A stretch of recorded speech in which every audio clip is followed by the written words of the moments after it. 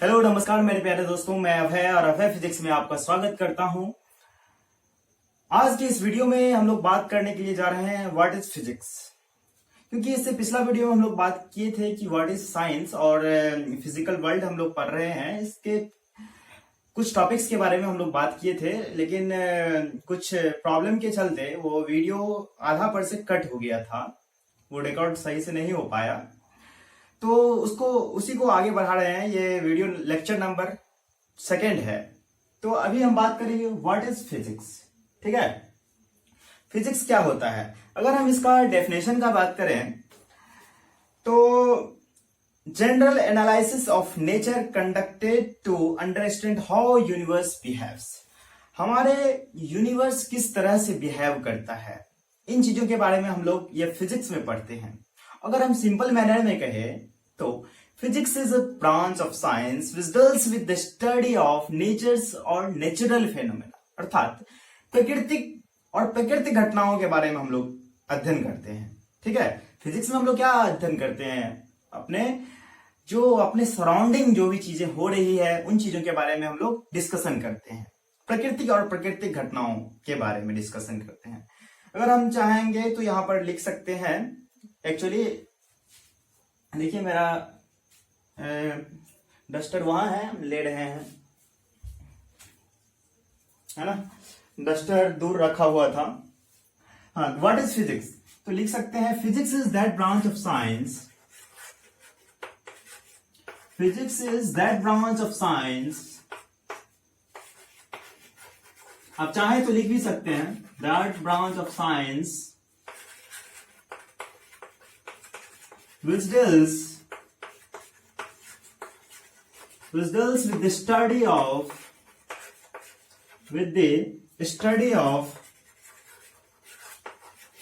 natures and natural phenomena,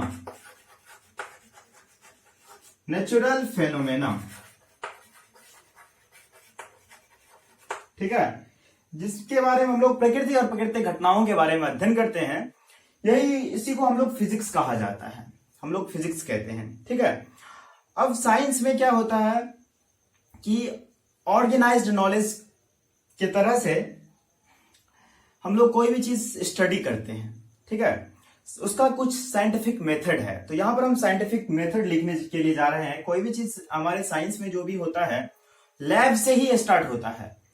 अगर हम lab नहीं करेंगे, लैब से और हमारे दिमाग का सोचने से, वही चीजों से विकसित होता है। लेकिन हमारे इंडिया में बहुत जगह मतलब लैब नहीं होता है। जो हम लोग बुक में पढ़ते हैं वही हम लोग मानते हैं। हमारे पूर्वज कहा करते थे कि सर्दी हो गया है आपको तो सरसों तेल सर में लगा लो कि आपको सर्दी ठीक हो जाएगा। लेकिन क्यों लगा लो ये नहीं जानता है कोई। तो हमारे पूर्वज कहते थे कि ऐसा कर लो तो ऐसा हो जाएगा। तो शिवरात्रि है तो भगवान के ऊपर ये डाल दो, दूध डाल दो तो हो जाएगा। अब क्या होगा वो कोई नहीं जानता। इस सब चीजों को हम लोग अंधविश्वास मानते हैं, है ना।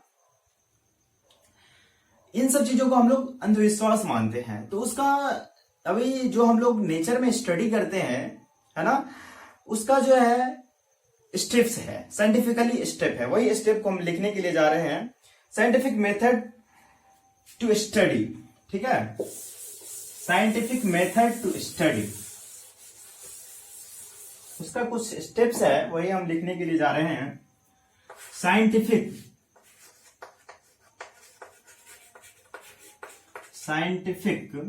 Method to study. कोई भी चीज का डिस्कवर होने से पहले उसका कुछ साइंटिफिक मेथड होता है। वो मेथड हम लोग यहां पर देखेंगे। अभी मेथड है पहला कि ऑब्जर्वेशन। पहले हम मेथड ही लिख देते हैं, इसके बाद हम इस पर डिस्कशन करते हैं। क्या सेकंड नंबर है ऑब्जर्वेशन, फर्स्ट नंबर है ऑब्जर्वेशन, सेकंड नंबर है controlled experiment,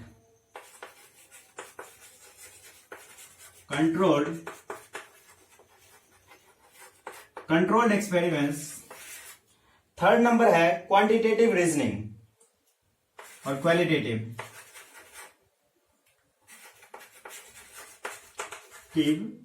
and quantitative reasoning. ठीक है, इसके बाद फोर्थ स्टेप है मैथमेटिकल मॉडलिंग।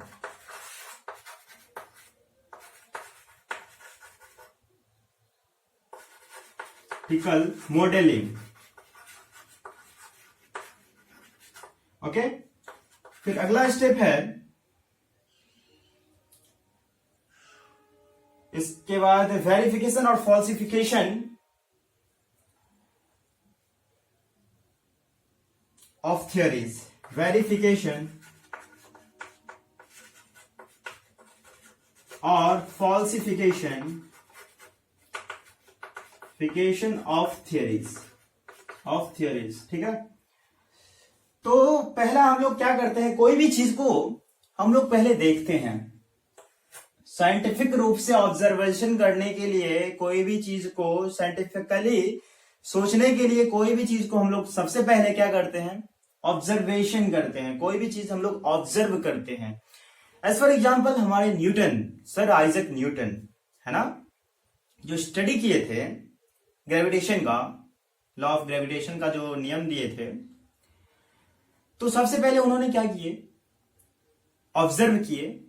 अब देखिए साइंटिफिकली ऑब्जर्वेशन देखिए, कुछ लोग तो बहुत पहले, ऐसा नहीं था कि एप्पल का पेड़ जब न्यूटन महोदय के सामने गिरा तो वो उनके माइंड में आया कि ग्रेविटेशनल फोर्स वो खोज कर लिए। तो इससे पहले, बहुत पहले से सेब जो है ऊपर से नीचे ही गिरते थे। बोलते हैं ना, Newton is having a cup of tea, then मतलब वो कप ऑफ टी से, मतलब ये सब सारा चीज जो है एक इंटरेस्ट बनाने के लिए ऐसे कहा जाता है कि एक टी से चाय पी रहे थे अपने गार्डन में, जिसके कारण उसके सामने जो है न्यूटन के सामने एप्पल गिरा, जिससे उसको ये आया कि ये ऊपर क्यों नहीं चला गया, नीचे क्यों नहीं आ गया। ये सब एक कहानी के रूप में बनाया गया है जो कि आप लोगों को सुनने में अच्छा लगे, है ना। तो इससे पहले भी बहुत पहले से सेब जो है, सेब का फल ऊपर से नीचे ही गिरता है, ऊपर नहीं चला जाता है बहुत पहले से। लेकिन न्यूटन ने इस बात पर गौर किया। तो देखिए एक ग्रेविटेशनल का फॉर्मूला आ गया, Gm1m2/r², है ना। तो ये साइंटिफिकली कोई भी चीज को हम लोग ऑब्जर्व करते हैं। इसके बाद कंट्रोल्ड एक्सपेरिमेंट, इसके बाद हम लोग क्या करते हैं, लैब में आकर उसको कंट्रोल करते हैं, है ना। कैसे, एज फॉर एग्जाम्पल के लिए हम अगर लेना चाहेंगे, अगर कोई भी चीज हम लोग देखते हैं कि कोई भी चीज जो है वो लेफ्ट से राइट, अगर पानी का फ्लो होता है लेफ्ट से राइट होता है ना, तो फिर उसको हम क्या किए, अपने लैब में लाए, उसको हम लेफ्ट से राइट बहाने का प्रयास किए। तो क्या उसका क्या मेरा प्रोसेस रहेगा, एक बीकर का जो पानी रहेगा, एक कंटेनर का जो पानी रहेगा वो बड़ा ऊपर होना चाहिए और फिर दूसरा का नीचे होना चाहिए, जिससे कि वो ऊपर से इस तरह से नीचे गिरे, लेफ्ट टू राइट, है ना। लेफ्ट टू राइट ही होता है फ्लो, ठीक है। और फॉर एग्जाम्पल हम अपने घरों में भी इससे रिलेट करने का प्रयास कीजिए। जो घर में हमारे जो नल का पानी जो ऊपर से नीचे आता है ना, कभी भी हाइयर पोटेंशियल से लोअर पोटेंशियल ही पानी का बहाव होता है, ठीक है। नीचे से देखिए, हाइयर वाला का एनर्जी ज्यादा होता है और लोअर का जो है, जो नीचे में होगा तो वो उसका कम होता है। कभी आपने ये गौर किया है कि जो टैंक होता है बड़ा सा नल वाला, वो हमेशा छत पर ही रखा क्यों जाता है, नीचे में भी तो रखा जा सकता है। इसलिए क्योंकि ऊपर में रखने से उसका प्रेशर ज्यादा बनता है ना, जिससे वो पानी नीचे गिरता है। क्योंकि लिक्विड का फ्लो हर वक्त हाइयर पोटेंशियल से लोअर पोटेंशियल होता है, ठीक है। तो कंट्रोल एक्सपेरिमेंट हम लोग लैब में करते हैं। इसके बाद क्वालिटेटिव और क्वांटिटेटिव रीजनिंग, तो इस पर हम लोग रीजनिंग करते हैं क्वालिटी के आधार पर। दो वस्तु लिए, इस फॉर एग्जाम्पल के लिए बता रहे हैं, दो ऑब्जेक्ट लिए, उसको लैब में लाए, दो समान वस्तु को हम ऊपर से नीचे छोड़ते हैं तो वो दोनों एक दूसरे को अट्रैक्ट करता है ना।